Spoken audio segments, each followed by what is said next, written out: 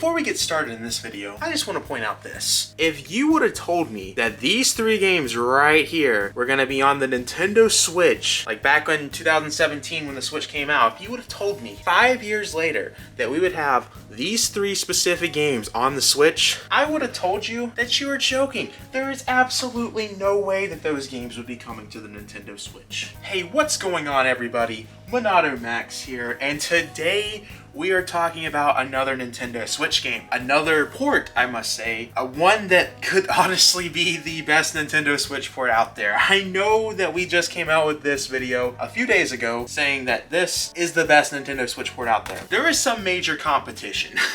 We got Persona 5 Royale. It's so crazy to me that we actually finally have a mainline Persona game on the Switch. Atlus is such a weird company. I don't know who makes these decisions. I know Sega owns them, but I don't know if they make all the decisions over there.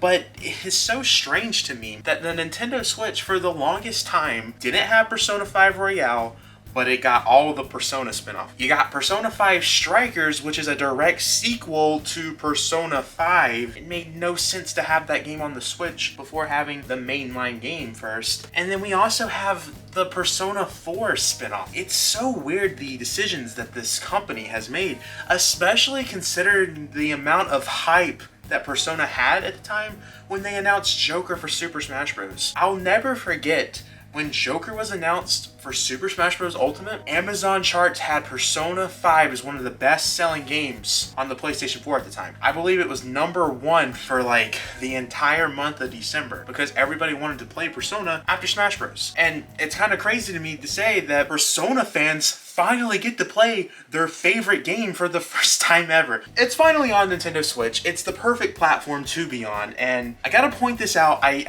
don't know if I got sent a review copy, so I ordered the collector's edition on Atlus's website, and I got sent this Tuesday afternoon, and I didn't get an email till last night saying, "Hey Max, we have now officially shipped your game. It's gonna be 48 hours to 72 hours when you received your game." So I'm gonna say thank you, Atlus, in case this is a review copy, because I know legally you're supposed to say all that. So Atlus, if you didn't send me this as a free copy, this is my email right here. My editor's gonna put it right here. Email me and, you know, send me review copies, please.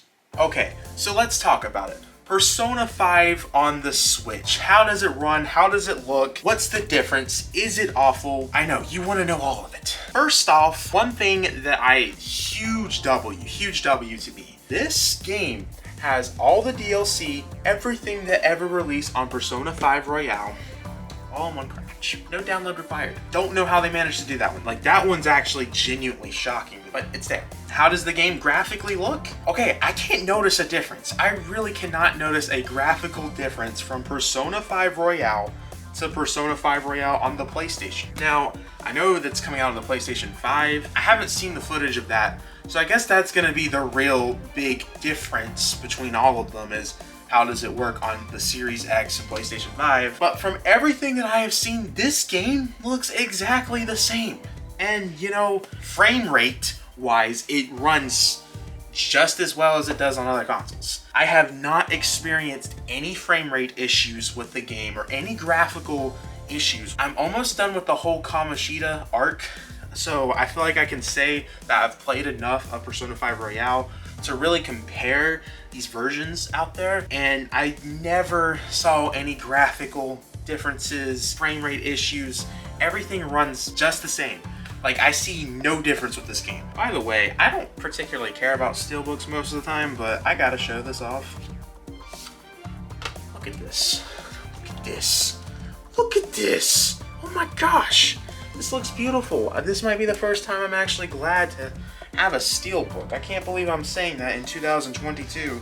Because I think the reason why I'm okay with it is because they gave me this with it, which is like the regular cover basically. But yes, it's amazing. The thing that I'm most interested about when it comes to Persona 5 Royale that I also want to know for Nier Automata, I want to know who developed these ports.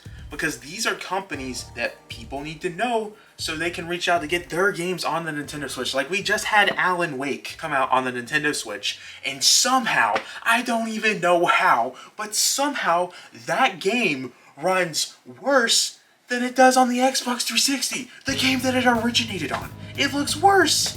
I don't know, how do you do that? How do you do that? The Xbox 360, how do you do that? These companies need to be spread out. Like, the one company that I can think of that always does great Switch ports is Panic Button. And I know they haven't done a Switch port recently, but they did the Doom 2016. I think they actually did Elder Scrolls Skyrim. They did Wolfenstein. They did Doom Eternal. They did so much for the Switch. I want to see these companies talked about because these companies need to be utilized to put other games on the Switch.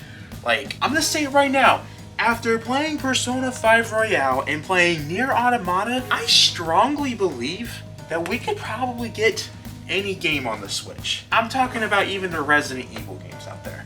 I truly believe we could see those games put onto the Switch if we get these companies that do these ports. Minor complaint, that I have no complaints about this port. It runs like Persona 5 would on PC, PlayStation. There is no problems.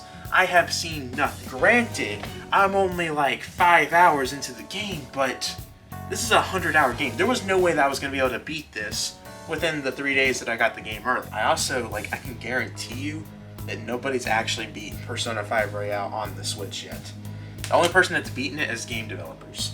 There is no way that somebody has beaten this game. I'm calling you out, the people that review this game, I'm telling you, there is no way that you beat this.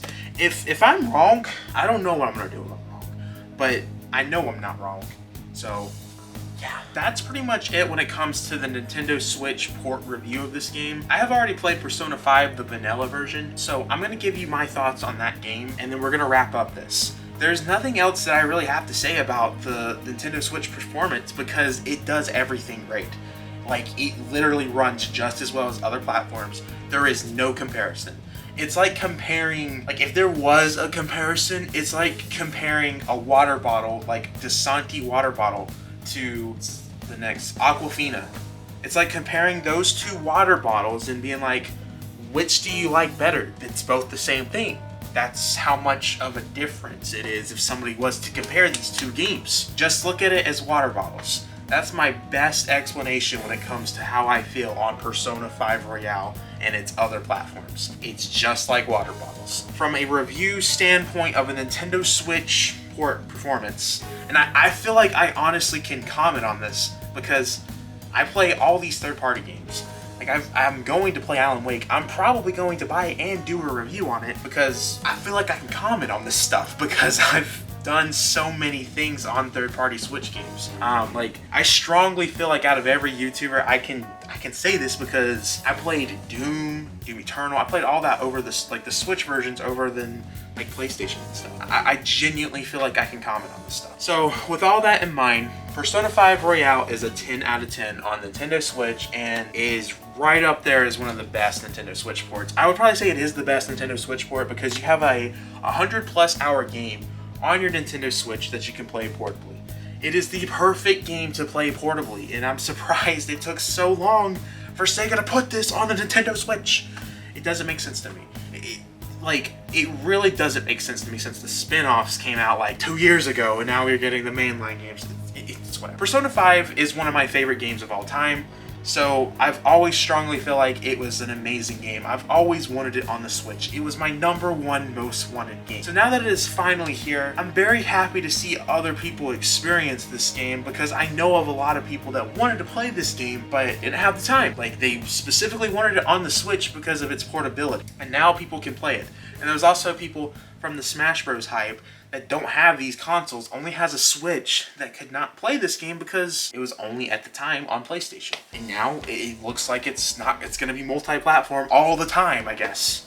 Which makes me wonder, was it ever a PlayStation exclusive? But I love Persona 5 Vanilla. I haven't played Royale. I'm actually excited to have Royale because I didn't have time to beat it on my PlayStation 4 or 5 because it's another 100-hour game, just like the vanilla version. But I can strongly tell you that Persona 5, without going too much into spoilers, it is one of my favorite games of all time. The music is great, the character development is great, the storyline is great, the battle system is great, everything about it is great. It is a wonderful game, and I highly, highly, highly recommend it, especially if you love 100+ hour games. Like, I can highly, highly recommend this game since it's on the Nintendo Switch, because it's just perfect on the Switch. It is perfect. It's like, perfect. Perfect. So I can't really comment much on Royale, because I've only played vanilla, like I said, the regular. But in a few years, I'll tell you my favorite Royale or original. I know there's a lot of differences, but I've been talking for way too much.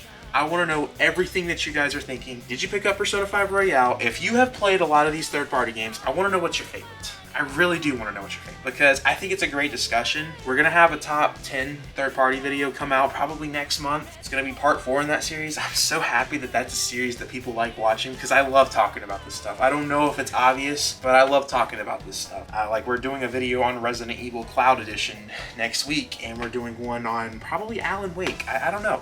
I'm pumped though. I'm pumped. I am like, I want to play Persona. I'm actually going to play Persona as soon as I'm done with this. So I've been talking for way too much. Make sure to check out the description below. Check out the Twitter, Instagram, Discord, Twitch, all that good stuff, which is in the description below. And yeah, I will see you guys in the next video. / that subscribe button. By the time this video comes out, I'm probably at over 4,000 subscribers. So thank you very much. It is absolutely crazy to me, since earlier this month we were at 3,000 subscribers. Like, we just hit 3,000 and now we're at 4,000. So I'm not gonna get emotional here. No, I refuse. I'll see you guys in the next video. Peace.